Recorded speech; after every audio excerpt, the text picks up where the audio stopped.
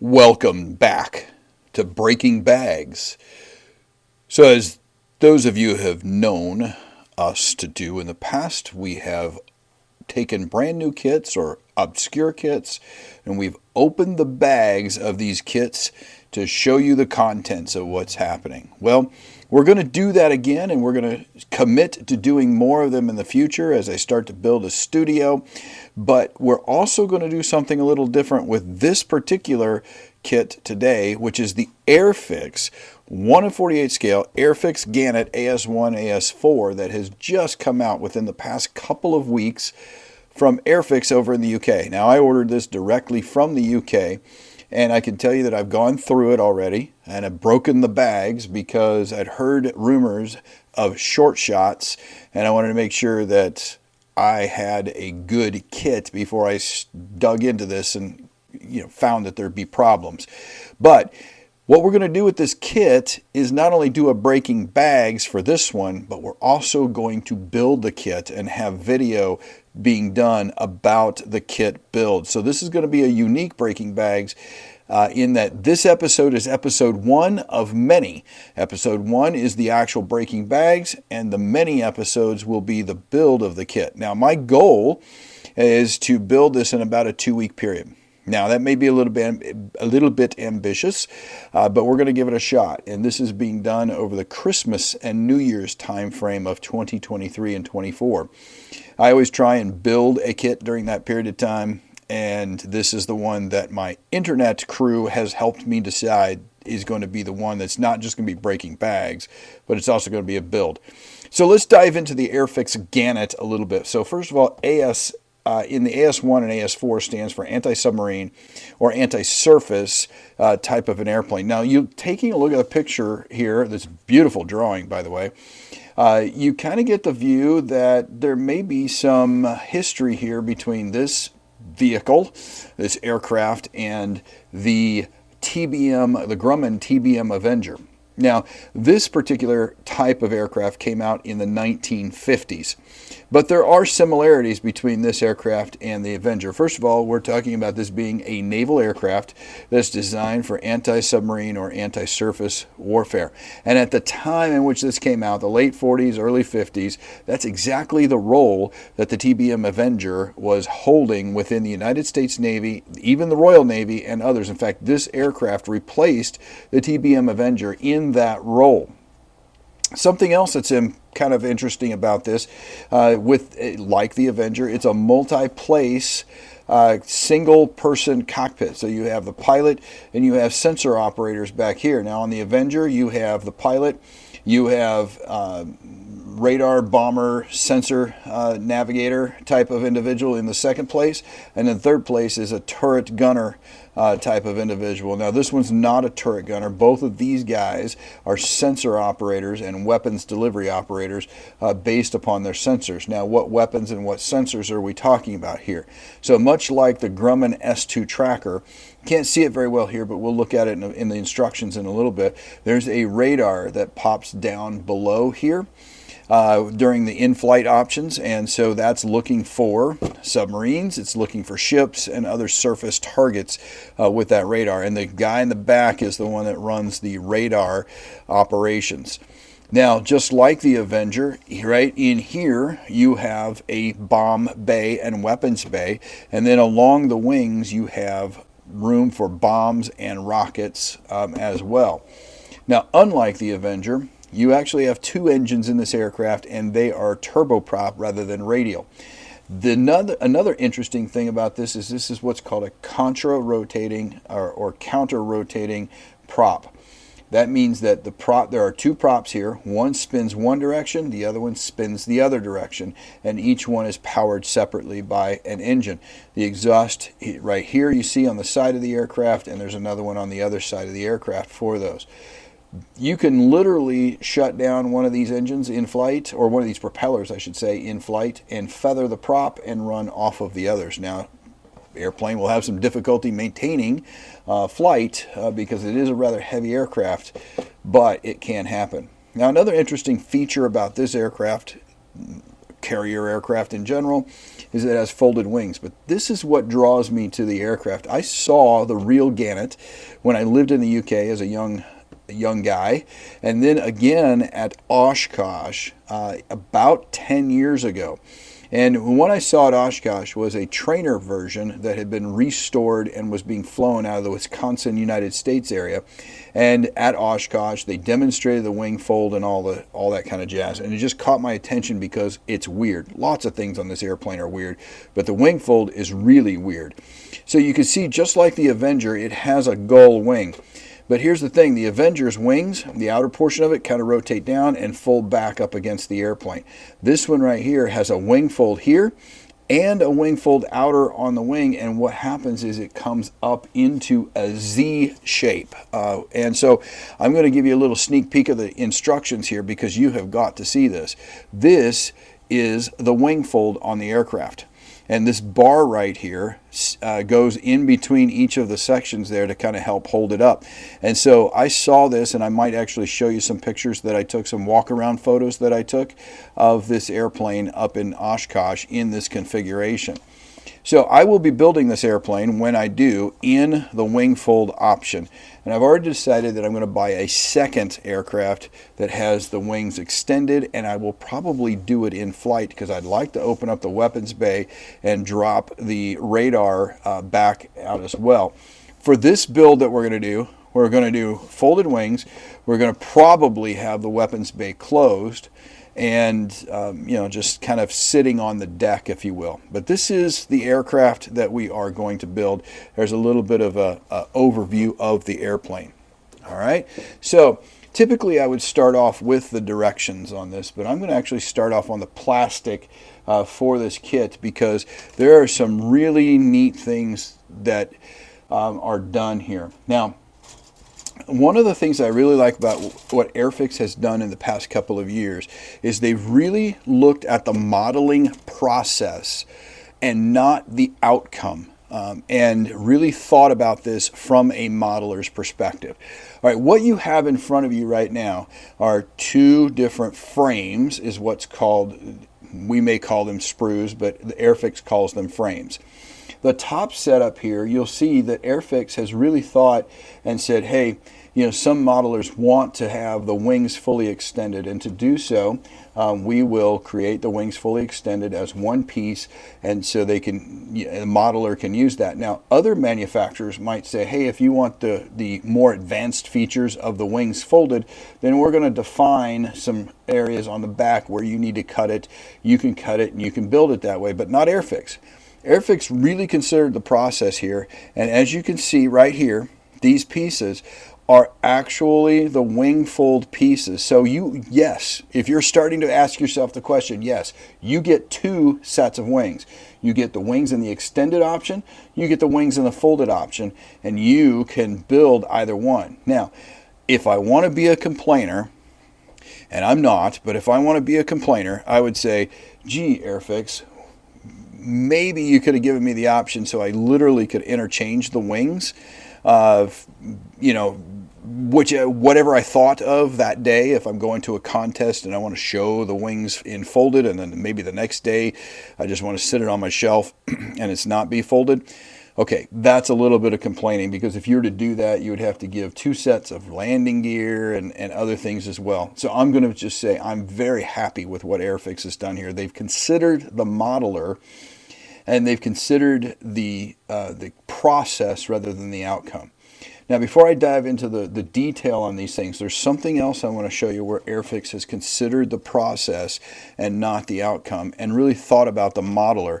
So on most models, the frames or the sprues, if I want to know what the frame letter is, I'd have to look at something like this, which is a block that has some imprinted letters, numbers, and all that kind of stuff, and it's just slightly raised, and under the right lighting conditions may be difficult to look at. But look what Airfix has done. They have built in these letters in very big format. They are punched through, and they're a part of the frame, so you can very quickly see which frame you need to pick up without having to go into detail and look and twist it around in the light to see which one you want. So again, Airfix has thought about the modeler and thought about the process. All right, let's take a look. We're going to come back to that theme a little bit, but let's take a look at the model. The detail on this is exquisite. So, you know, people talk about raised panel lines and rivets and recessed panel lines and so on and so forth. Well, on this wing right here, you have all three of those. You have a series of rivets here that are recessed and some panel lines that are recessed that are just absolutely finely done in that recessing. But you also have sections like this one and this one and this one that are raised sections, and there's rivets in here that are raised because on the real airplane they're raised. On these strengthening plates right here, they are raised, and the rivets are raised as well.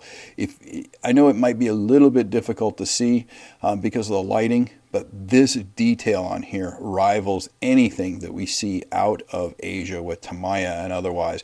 And I hear that this thing goes together very well as well. So we're going to find out. So here's the here's the wings, and you can see already that the wings have the ailerons and flaps that are positionable. And that's another thing where they thought about the modeler first and how they might want to pose this without having to cut, trim, and all that kind of stuff. So far we're seeing a flash-free, modeler-driven, modeler process type of scenario. Just so you know, this right here is the radar that drops down from the bottom of the airplane. It will slide down. If it's in a deployed fashion, it'll be almost the entirety of this hanging out the bottom of the airplane. In the stowed fashion, you're probably looking at about that much of it sticking out, if that. And so they have that there. So all right, we're going to put that one aside, and we're going to take a look at this other sprue set here, which is sprue C. So we've already talked about the wings. You have the rudders and the trim, and here's your flaps right here. You have all those pieces that are all positionable. You actually have two of position C, or frame C's. Now this one here is one of the two exhaust. It's a well done. The hole goes all the way through, and that is well designed as well. Here is the weapons bay. So you have the exterior portion of the weapons bay, and you have the interior portion of the weapons bay. So you take this section and you would glue it inside of here. So you have a well detailed interior and a well detailed exterior. Now I'm going to again take a little deviation from the standard process here because I need to show you, and again, this is going to come up many times, but Airfix just gives you these extra pieces that you need in order to best do things. So this right here is the weapons bay closed. So if I want my weapons bay closed, I don't have to figure out how to mate these two together in the best manner. I can just put this piece on, and that's very, very helpful. So again, thank you to Airfix on that piece. All right, let's take a look at some of the other pieces again where they have thought, they've been very thoughtful in their design. So this is what I call the sprue with the little parts on it. This is sprue E. You have your wing fold details on there, and they are exquisite. You have those multiple wing fold details that are available to you. You know, 3 different points for the bends, if you will. There's that, and here is landing gear bay. Now let's talk about the landing gear bay for a second. So any of you ever built the Academy F4 or other types of F4, the landing gear bay pieces, and they have these little tabs perhaps where you can kind of join them together, and in the end they're pretty strong, but they are really fiddly, and trying to get them together is sometimes difficult. Well, Airfix has thought about that, and what they've done is they've given you this this template right here. And what you do is you take your parts and you stick them inside of there. So you've given this rigid template. Take your parts, you detail them up, you paint them up, and then you stick them in to glue them in. Again, beautiful. Now, another thing that Airfix has done, you know, this is the opposite side for this side over here. Here's another thing that Airfix has done. And again, we're going to kind of deviate from our standard looking at everything at the same, or everything in separation. Okay, this right here is a closed closed landing gear for the nose landing gear. So actually there's 5 pieces in here if you were to have an open landing gear environment. You have side A, side B, you'd have this one and this one and this one in the center. So Airfix said, hey, you want to build it in a flight? Here's the whole piece you can put in there. But guess what else Airfix did? You know, another manufacturer would say, hey, you've got to cut that piece, and I'll, you know, just to help you out, I'll put all the lines on the inside where you can cut it. Not Airfix. Airfix said, that's okay, we'll give you extra pieces. So look right here. Here's these pieces that are necessary to build the open front landing gear version of the kit. So you can make that choice to close up the landing gear bay without having to figure out how to fit all these pieces together and make them smooth.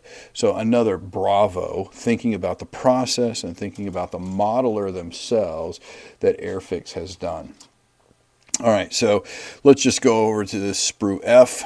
So we talked about this piece here.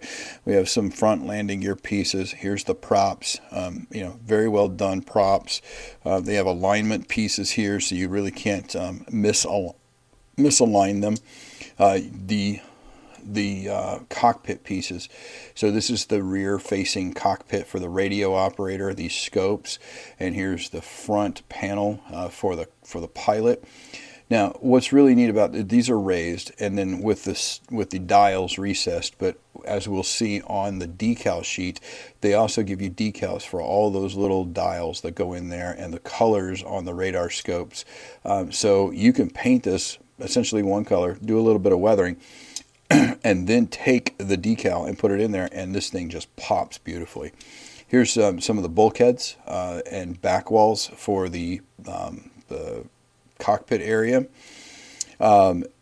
Pilots, well done cockpit crew, and here's some sidewalls for the pilots. Now here's another one of those Airfix has done a tremendous job on. This piece right here. So what this is once the aircraft is built, there's on the back hump, if you will, there's some places where some antenna need to go. So instead of you having to figure out exactly the proper alignment and everything, what they do is they give you this jig. You just lay this down on top of the back hump where it's supposed to go. Then you take your little your drill and get the right size in there. This one's obviously not the right size, but I get the right size, and then I just drill through right there. This piece is not glued onto the cockpit or onto the hump. It's just there. You just hold it. And to drill in, you get perfectly aligned. You take it off, you throw it away when you're done, you put your antennas in there, and you go. So another beautiful thought process on the part of Airfix to do this.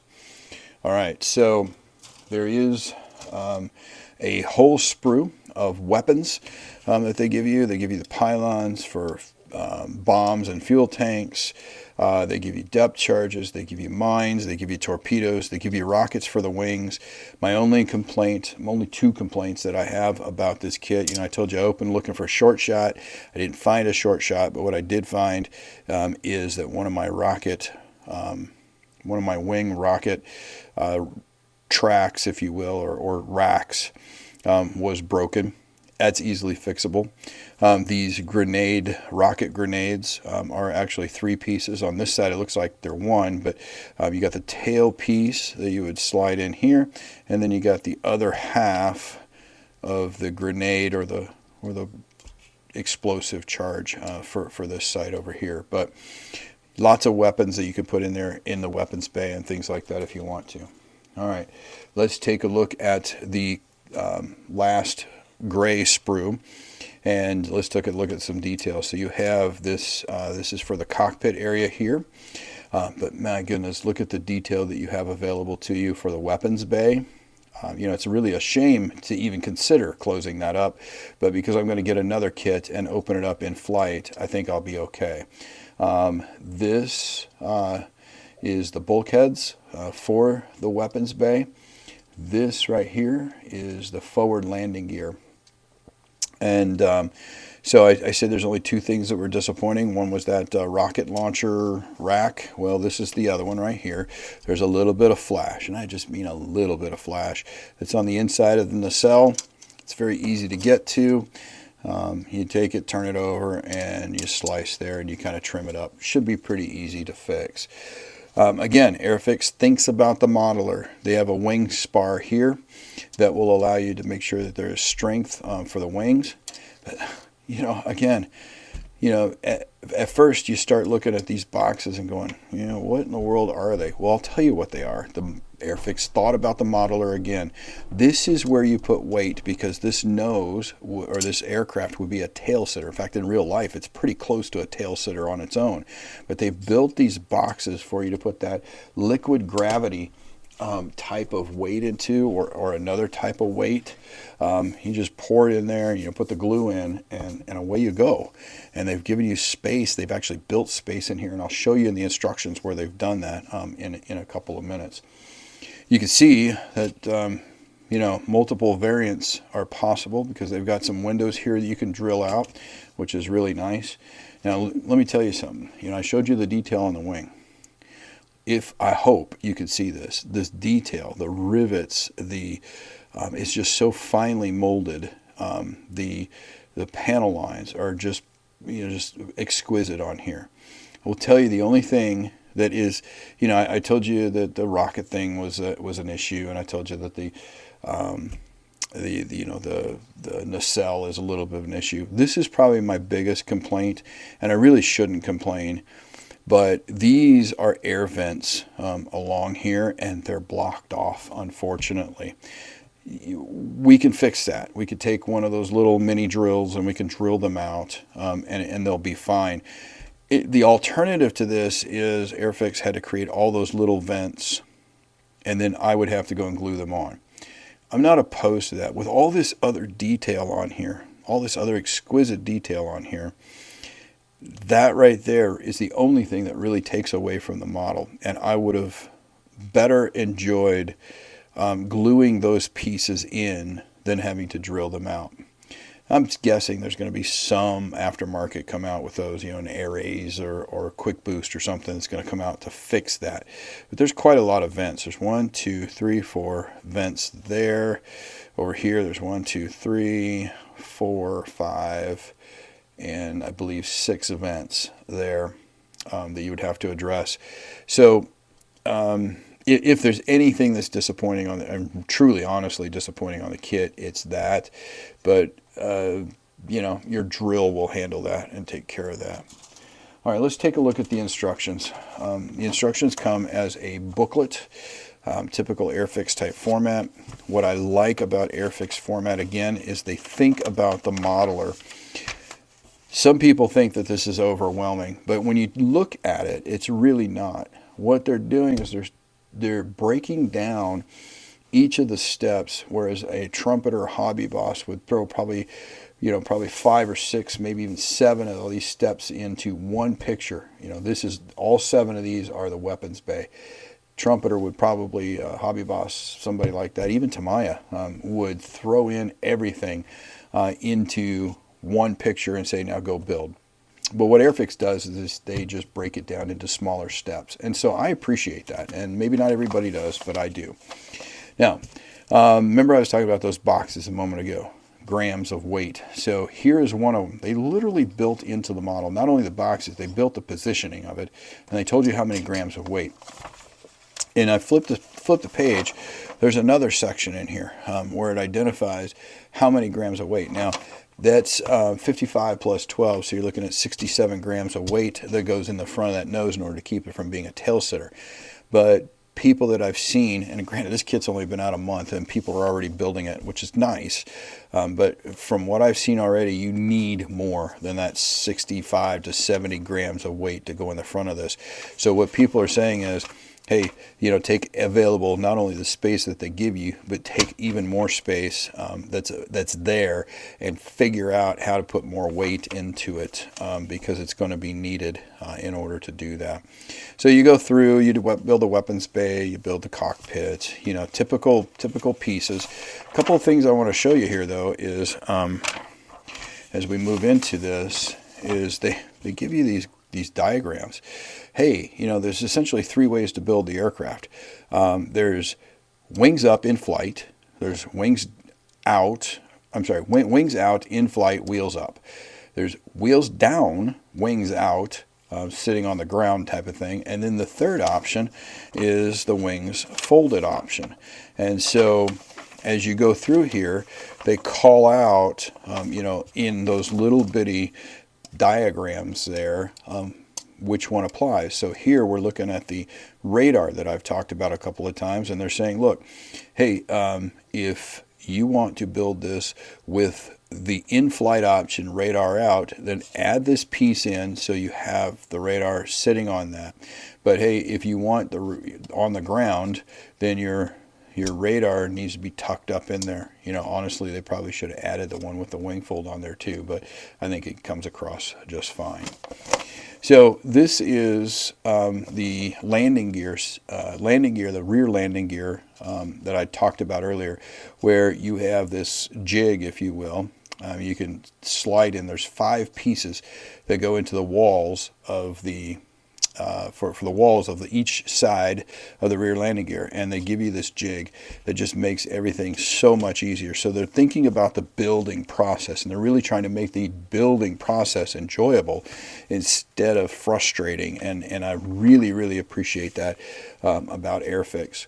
So again, here they're doing it again. Not only do you have the jig acting as not only a jig, but also a volume support, if you will, for the top and bottom layers of the wings, but they added 2 more strengthening supports in there on top of having the wing spars that go in. So don't forget, if you're going to use rockets, to drill out before you put all those in. Now, one of the things that we haven't done is we haven't looked at the clear parts yet, and we'll get to that in a minute. But this is worthy of note. Airfix has done this on other kits. Their Buccaneers, their 1:72 scale Buccaneer, they did it for sure because they built it, that I really appreciate. Again, they're thinking about the modeler and the process. So knowing that you have to put navigation lights on the end of the wings, which are usually really small, and if most models, there's little bitty clear plastic pieces that you have to somehow get in there, and usually they don't fit, and you don't know which direction they go, and you got to eventually sand them off anyway. What Airfix has done is they've taken one big piece, the entire end of the wing, and they made that the clear piece. You pop that in there. Once you get it all sanded down and smooth, then what you do is you take so first of all, it could fit in your hand instead of this little bitty piece, but then you could just take a piece of masking tape or something, go over the clear side, and then you get it. So again, Airfix is thinking about the modeler in this process.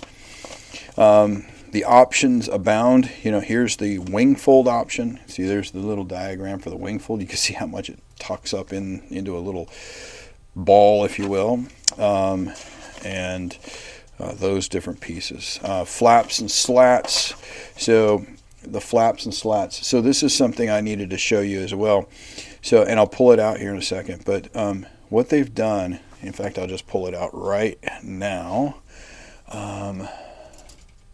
Got to find it. Should have showed you earlier and had it on hand, and I didn't. Oh, here we go. Okay, so what they did is they knew that, lots of times people will clip these actuators off, and then they'll not realize, hey, which sequence should they go in and all that kind of stuff. So you know what Airfix did? You got to look at this. All right. They embedded onto a card piece that's associated with the actuator. So when I clip this off, that piece is going to be on there.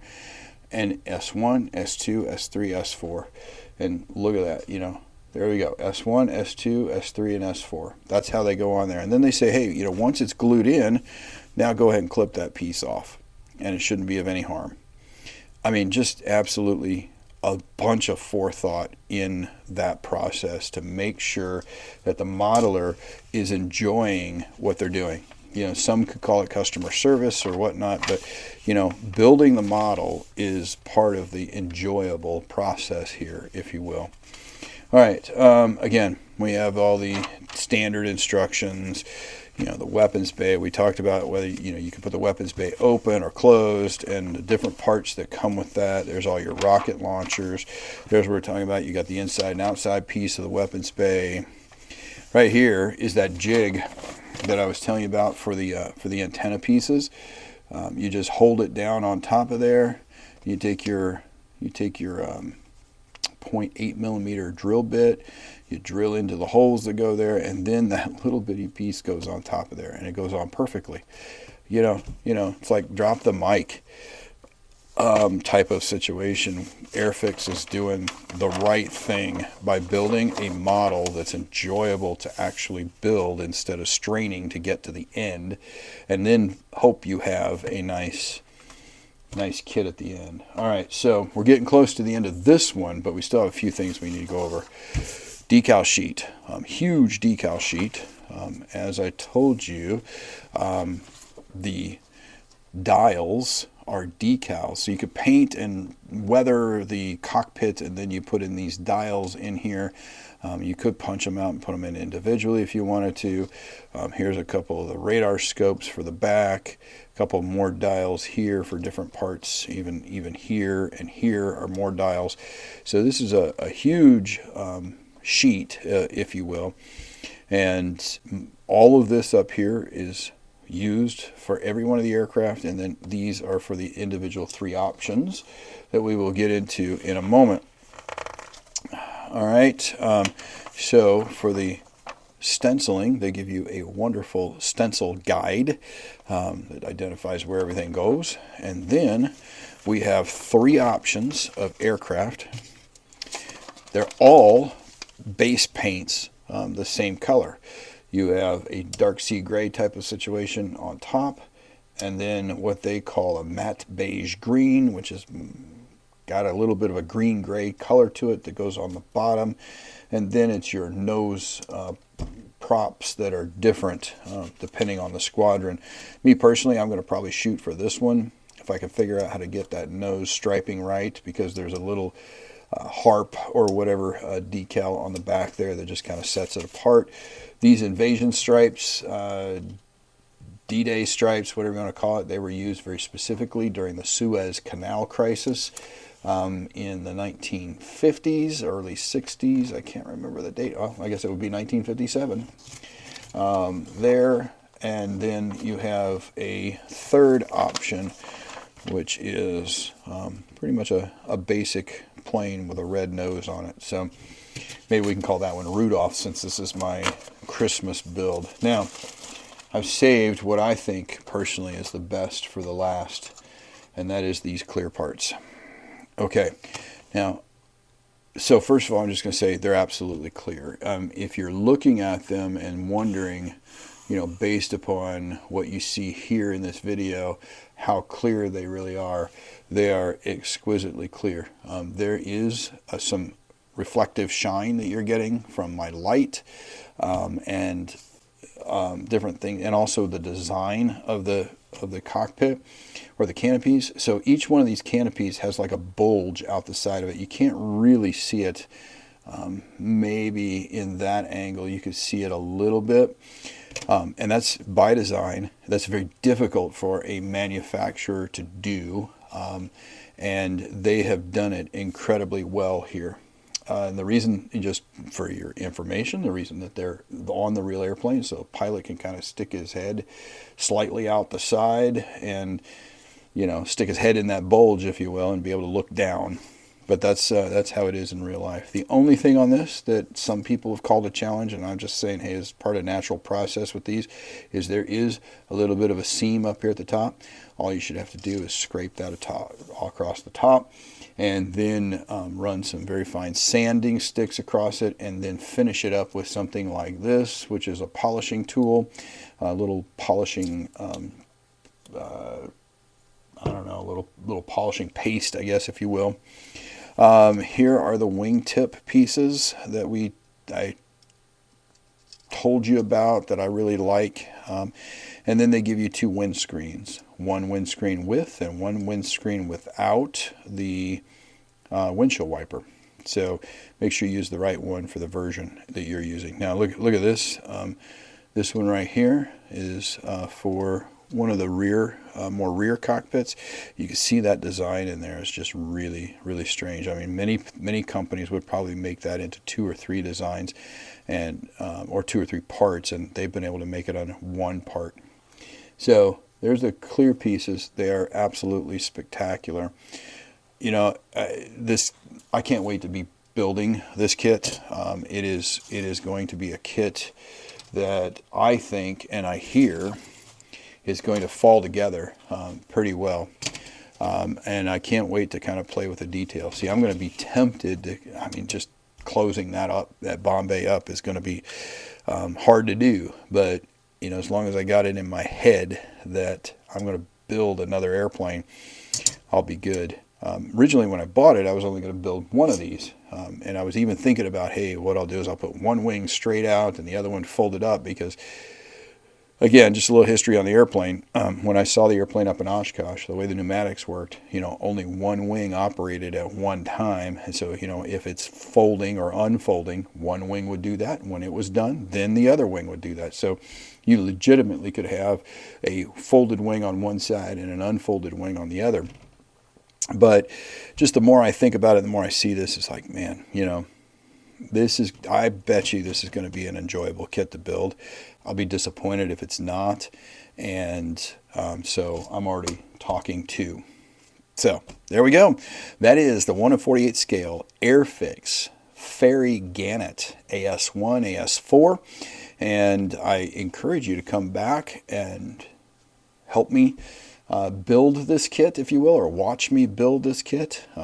And we'll be doing that over the next couple of weeks.